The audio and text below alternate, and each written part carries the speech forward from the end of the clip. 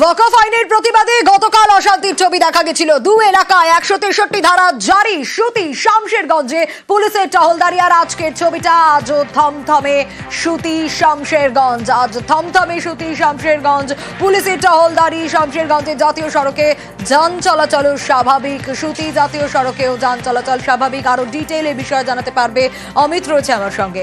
অমিত, দেখো, শুক্রবার সন্ধ্যেবেলায় রাজ্য পুলিশের তরফে জানানো হয়েছিল যে শামশেরগঞ্জ এলাকার পরিস্থিতি নিয়ন্ত্রণে আনা হয়েছে। কালকে বিকেলের পর থেকেই ব্যাপক বিশাল পরিমাণে পুলিশ বাহিনী মোতায়েন করা হয়।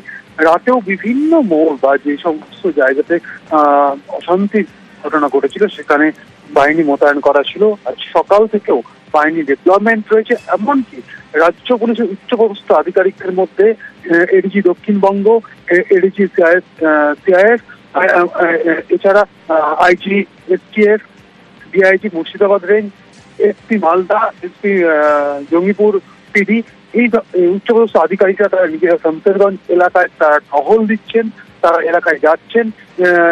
কোন রকম ভাবে অশান্তি যাতে না তৈরি হয় নতুন করে, সেই বিষয়টির উপর নজর রাখা হচ্ছে। এবং একই সঙ্গে ধুলিয়ানে রেলগেট সংলগ্ন অংশ কিন্তু আমরা দেখেছি সকাল থেকে বিএসএফ কিন্তু মোতায়েন রাখা হয়েছিল। সামগ্রিকভাবে আজ সকাল থেকে থমথমে পরিস্থিতি রয়েছে। দোকানপাট খোলেনি, তবে জাতীয় সড়ক কিন্তু অতটা অবরুদ্ধ হয়েছিল। আজ কিন্তু সকাল থেকে দেখা গেছে জাতীয় সড়কে যান চলাচল করছে, সরকারি বাস চলাচল করছে, পণ্যবাহী গাড়ি চলাচল করছে। এমনকি রেলে অবরোধ হয়েছিল আমরা দেখেছিলাম গতকাল। আজ কিন্তু কাল রাত 10টার পর থেকে কিন্তু রেল কিন্তু স্বাভাবিক হয়েছে। আজকে সকাল থেকে আমরা দেখেছি প্যাসেঞ্জার ট্রেন, মালগাড়ি সমস্ত কিছু চলছে।